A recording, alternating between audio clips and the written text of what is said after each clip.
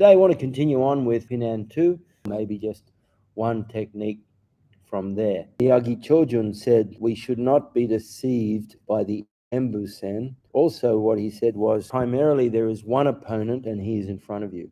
It's a fair call that certain moves out of the kata are really useful and applicable when you've got more than one assailant. But in general, the kata have been created with the viewpoint of someone, a single person, in front of you. And it makes a lot of sense when you're in a kumite situation or a fighting situation. You never just stay in front like that. You're always moving angles. So when the kata has you moving to the left, you're defending against that person in front of you, but you're moving offline. So today we want to look at that. In particular, we want to look at the opening sequence to Pinan number 2, which is this move here. So the one we're talking about is essentially from here, there, that movement there, and it comes to here, there, or 1, 2, and 3. Of course, they both have application. As you'll see today, this is the one that I prefer because to me, it makes a lot of sense. We start off there. So this is like uchiuke. This is like jodanuke. But one really important key point that I think it's necessary to keep in mind is the whole idea of the hands moving together. We've worked this idea before that when you connect the hands, if I'm in a situation, someone throws a punch, I'm always better off, and he throws another one, I'm always better off just doing things with my hands connected here like this, okay? In the rush of it, boom, boom, boom, this sort of thing, and the hands dropping down, this motion, okay? And this is one of those, I believe anyway, one of those hidden techniques where you're here. And even though the hands kind of rise and come apart, in reality, what you're doing is you're moving off the center line as the opponent attacks, and you don't have long. I was talking about a good friend of mine today. Shout out to Tony Quinn, one of the best karate men ever in Australia. Absolutely one of the fastest men that I've ever sparred. I'd feel his hand hit my hand, boom, boom, like a machine gun, and you wouldn't even see it. It was like super fast. He's the sort of person that if he was going to hit you, you have no idea what he's going to do. You can't see it. He's deceptive. He's fast. So in general, against someone who knows what they're doing, you don't have an opportunity to go, well, if he throws a right punch, I'm going to go here. But if he throws a left punch, you don't have that leisure. But by bringing the hands together and deciding to move off, it doesn't matter which one he throws, because then if he throws it right, I end up on the inside. You take what your partner or your opponent gives you and you deal with it accordingly. And you can't necessarily go, if he does this, I'll do that. If he does this, I'm going to do. You do not have that much time.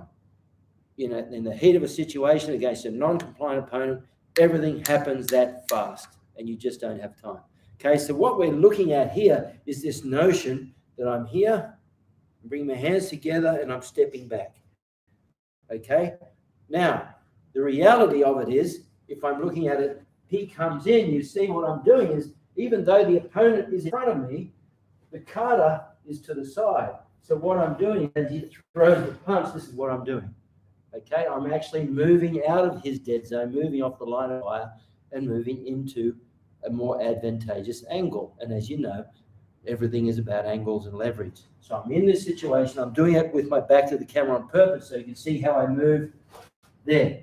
There's my initial movement from the kata and against an opponent. I'm keeping my hands essentially together. I know they come apart, but essentially together. So now we do it from the side. As the punch comes out, I just raise my hands up in this. In that respect, the hand movement out of a traditional Kanku kata, Pinan 2, Pinan 4, a whole bunch of kata where the hands actually rise up together makes sense. They're all essentially variations of that single concept where if you want to control, dominate the space, you bring your hands up together like that. If you really want to dominate the space and move to advantage, then you're going to move off the line into that. So this can be Pinan 4 or it can be Pinan 2.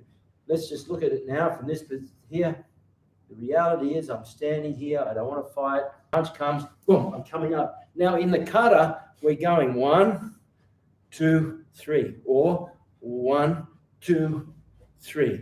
This one, 1, 2, is a beat longer.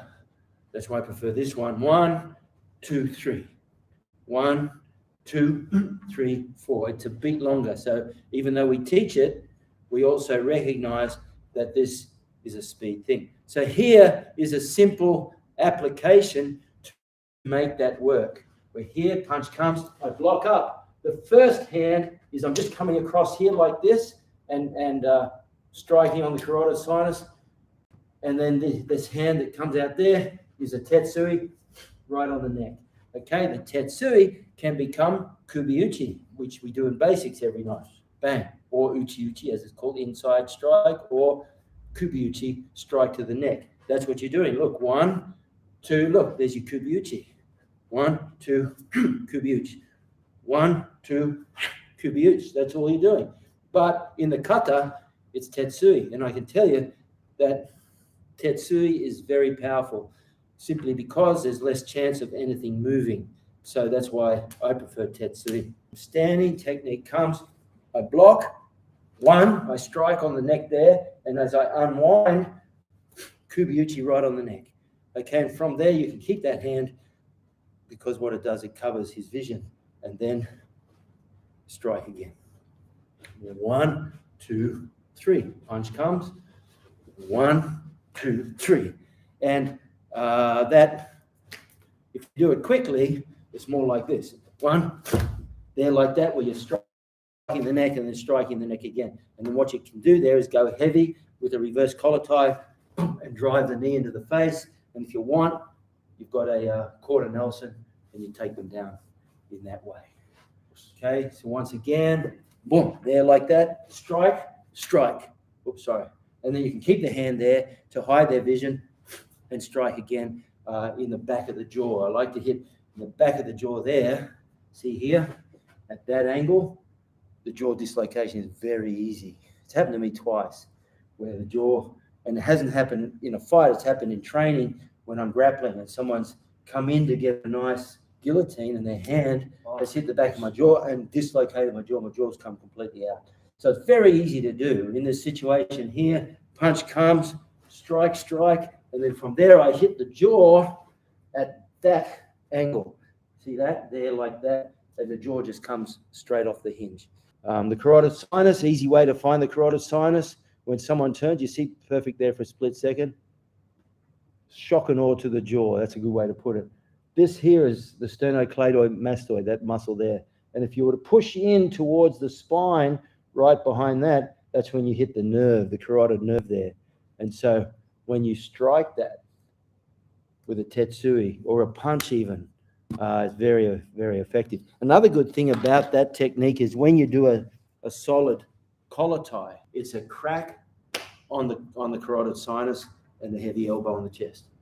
There like that. So a good collar tie actually disorients as well. And those collar ties are really valuable. Today at training, at the lunchtime training session, we're at, Shihan was we were working collar ties and arm drags and different things, and he put a few on his partner that were demonstrated that were pretty solid collar ties. I know you don't know, but they're heavy elbows.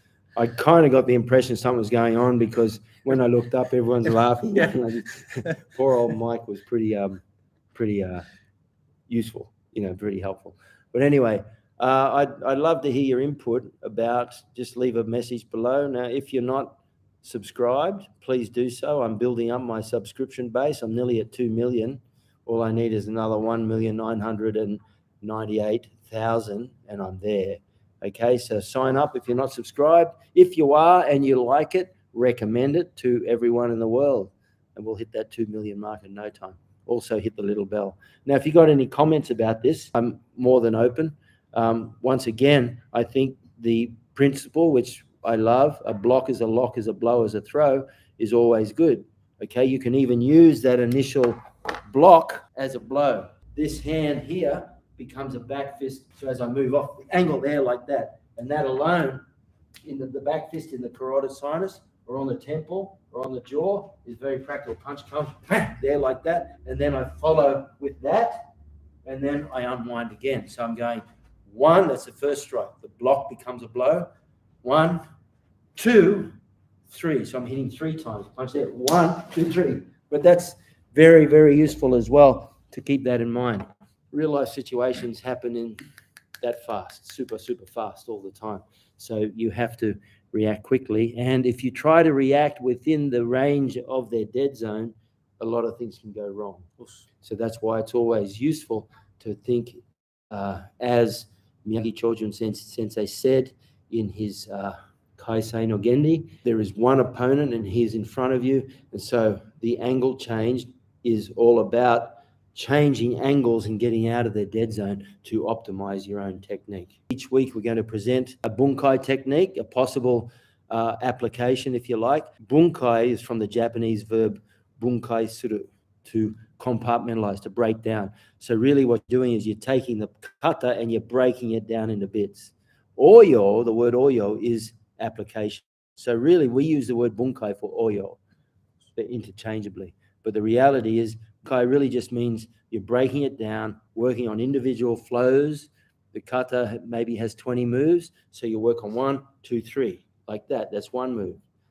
1, 2, 3. There's another. It just depends. They're the bunkai. And then what you do is what you discover by untying those knots within the bunkai, you discover the applications. And remember, when Miyagi Chojun learned about Kaisei, principles of unraveling kata, originally he called them Toki to Musubi, Toki to Musubi no Gendi, the foundations of unraveling and retying the knot points within a kata. I think that's a very beautiful concept. Toki to Musubi no Gendi, the foundation, the principles of Toki, unravel, Musubi, tie together, Gendi is foundation. So the idea of it is you take a kata and you unravel these points, these sticky points, and you pull them apart, and then you understand the movement and you tie them back together again, and then they make sense. And until you do that, it's very difficult to understand a kata. So there is one level of kata where they can be very, very beautiful, but even Masayama says that particularly kata for competition, and I think this is one of the reasons why he avoided having kata competition in his lifetime. But anyway, the kata competition, he said, you can make a kata look very beautiful and powerful and masculine and strong, but there may be absolutely no substance to it.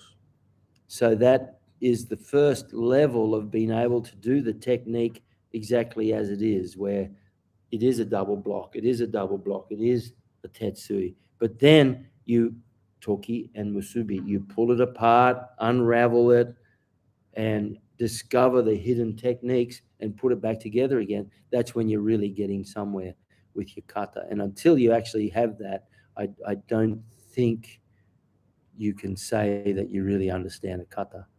Okay, I think Bunkai Oyo training is very helpful, but too much is practiced against karate techniques rather than street fighting. It's a problem for those who want their kata. Yeah, I agree, Mike. And you see it all the time when you have Bunkai applications explained online, and they're very formal. So they'll do this. It steps back, boom, and I'm here like this, and then he'll do the technique, and I'll do the technique, hut, hut, like this, and it's really nice, but it's completely unrealistic because no one's going to stand like that.